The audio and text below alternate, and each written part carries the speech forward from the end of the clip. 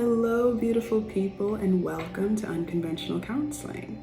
Today we're doing something a little bit different. I'm still getting the hang of the different things that I want to do on this channel, but one thing I know is that I love to read.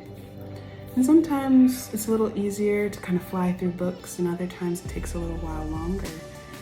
But a book that really spoke to me and was really changed, transformed, added to my life is The 4 Agreements by Don Miguel Ruiz. So I just thought we would take it agreement by agreement. There's only 4. Probably do a video for each maybe.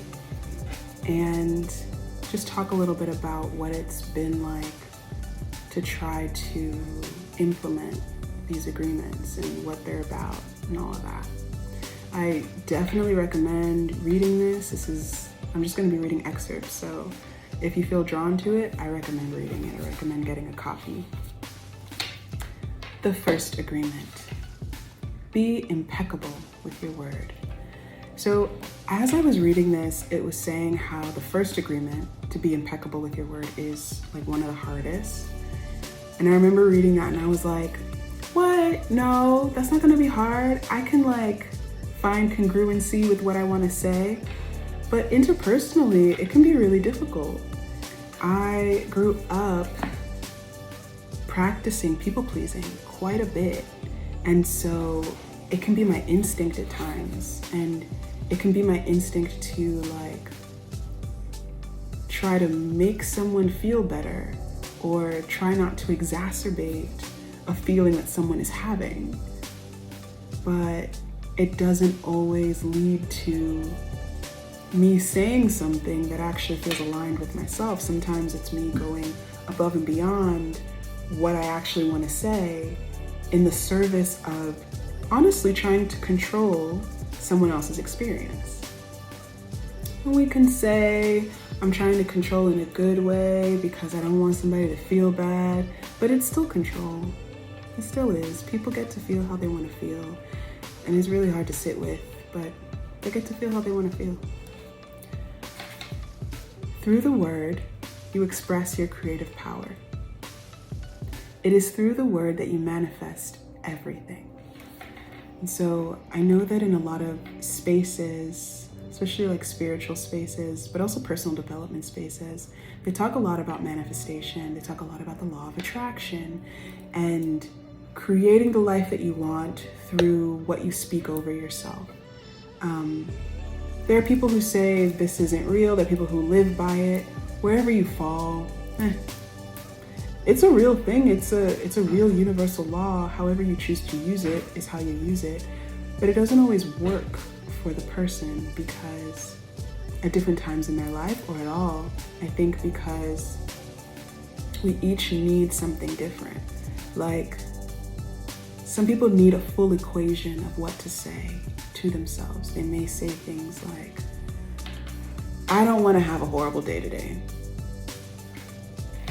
Yeah, that could be helpful. Some people are saying over themselves all day long, everything is great, everything is great, everything is fine, everything is fine. For some people that might support them, that might be beneficial. And for others, that might feel like they're ignoring a lot of what they're feeling. When I see this about manifesting everything through your word, I see this as an example of this is when I'm feeling really sad and really upset and really down, when this law, this agreement comes to mind, what I try to do is shift my thinking. I try to, and sometimes I can't do it by myself. So I will find affirmations that are just saying all sorts of things like, I am wise, I am powerful, I am creative, I am smart, And if I can listen to it for 2 minutes, cool. If I can listen to it for 5 minutes, great. If I need to listen to it overnight because my mind just really won't go there, it still counts. It still is a beautiful thing. I'm still doing it. But that trying to shift my mind so that I'm not saying things when I'm down that are similar to me being down. Like if I'm really sad, trying not to tell myself, or trying to shift from telling myself, everything is horrible. This is why this is happening, and this is why that's happening, and this is reminding me of that thing, and that other thing is like this, and this thing, and just being in a spiral, and not being able to see the nuance of many situations, of not being able to see the joy or things to be grateful for. Sometimes the shift in my thinking is just asking myself, what are 5 things that I'm grateful for right now? And again, it may feel really small and inconsequential even, but it's been something that supported me. And so I think that for each person, it's different. I think for some people, it's going to be affirmations. For some people, they're going to speak intentions over themselves. For some people, they're going to write it out. For some people, they need to listen to encouraging messages to receive the energy that they're trying to feel. For some people, they need to sit in all that they're feeling and surrender to it and feel it all in order for it to shift. For some people, they need to be able to validate what they're saying or receive validation about what they're experiencing. And some of these things are at different times in our healing journey. Some of these things, we need them all the time, or in different situations. But they're all examples of how word shifts our reality and helps us manifest everything. The word is a tool of magic. Now, I love magic so much. I'm not formally trained. I'm very intuitive in terms of what magic means to me. But one of the things magic means to me is words. It's connected to language. I've heard before that language, when we speak, we're saying spells. And I love that, because I'm like, language is all around us, spells are all around us, incantations, intentions.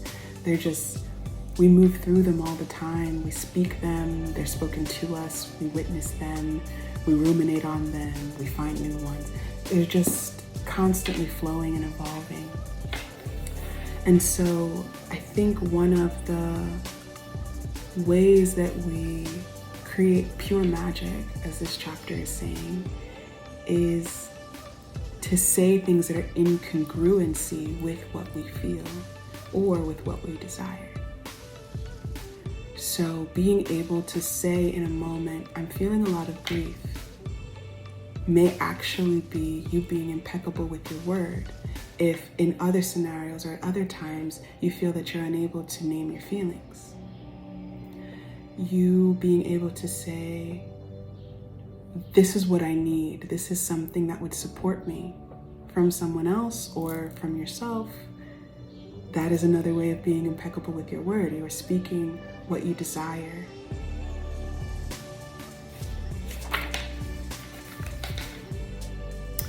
Every human mind is fertile, but only for those kinds of seeds that it's prepared for.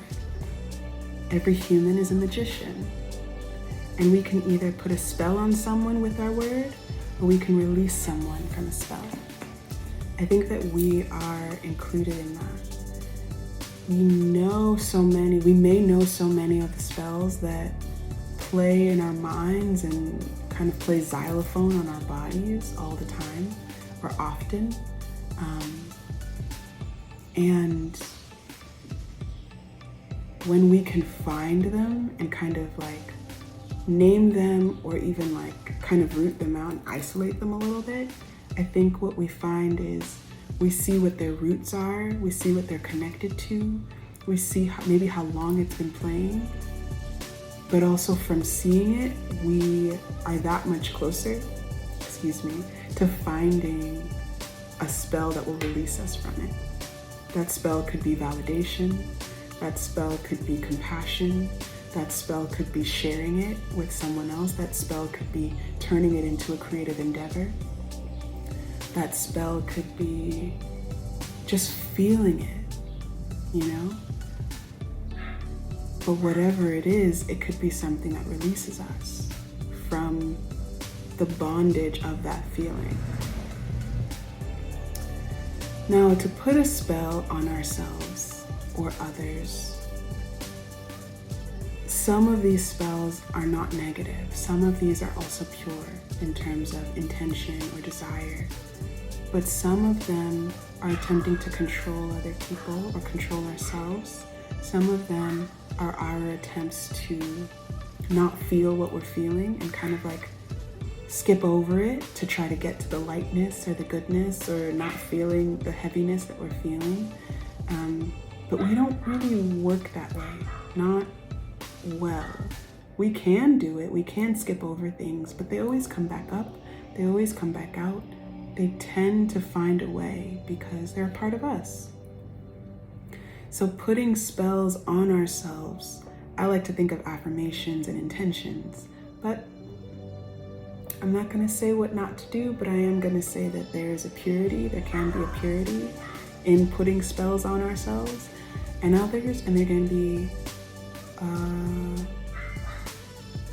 whatever the opposite of purity is. There can be complexity or murkiness when we're trying to control someone else or even control ourselves and say that we're not allowed to feel what we're feeling or be where we're at. Let's see what else.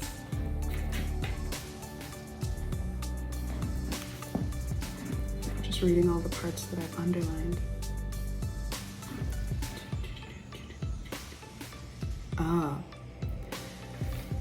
Looking at everyday human interactions, imagine how many times we cast spells on each other with our word. Over time, this interaction has become the worst form of black magic. We call it gossip. I loved that so much because for so many years, I wasn't really sure what gossip was. I was like, is gossip anything that you say about someone else? Anything? Is gossip anything that you say not in the presence of someone else about them? Is gossip anytime we talk about ourselves in third person instead of just actually of our own experience? Gossip is black magic at its very worst because it is pure poison. We learned how to gossip when we were children. We heard the adults around us gossiping all the time, openly giving their opinions about other people. Why are you, why am I, why are we so opinionated about what other people are doing? I find that when I have a lot to say about how someone else is living, I'm usually not living my life the way I want to. I'm usually feeling deeply unfulfilled in some way.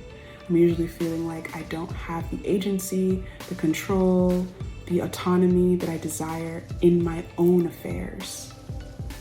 And I wish that someone else would do things the way that I anticipate, expect, perceive as right or good. People are people, and people are going to do what they want. And all of us, I think, are going to do what we want. And it's a really hard thing to come to and a really hard thing to revisit and to entertain, that we can have opinions about people or about how people live, but that we don't actually have to share them with them or share them with other people. We could, if we want to gossip, I feel like we can share it with ourselves. We can be like, the way that person is living, I don't know about all that. Why do we have to share it? Maybe we can work to a place where we can be impeccable with our words, even to ourselves about others, and even to ourselves about ourselves, so that like our inner talk, our inner dialogue is really kind.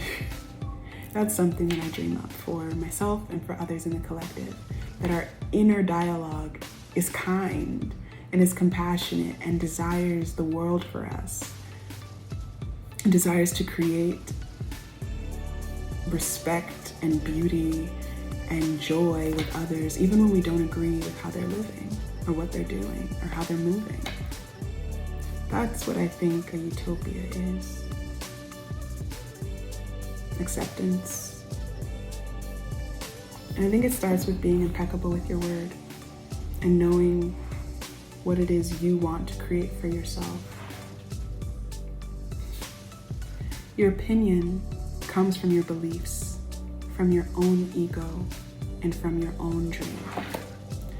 So if our beliefs, if our opinions come from all these things in our own reality, why map that onto somebody else's reality? Don't they have their own? They have their own beliefs, they have their own opinions, they have their own dreams. I think that I challenge myself, I try to challenge myself when I think of this agreement, this first agreement, that instead of trying to reach and grasp for someone else and what I think they should be doing, I try to turn that attention onto myself.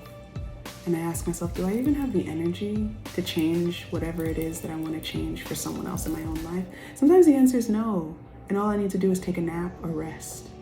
I can be mad about how somebody else is moving or whatever they're doing over there. I can be upset, but ultimately, I am the creator in my own life, and I can't change anyone else, especially not with my word. All I end up doing is casting spells and gossiping, giving unsolicited opinions, unsolicited ways that other people should be living, judging, critiquing.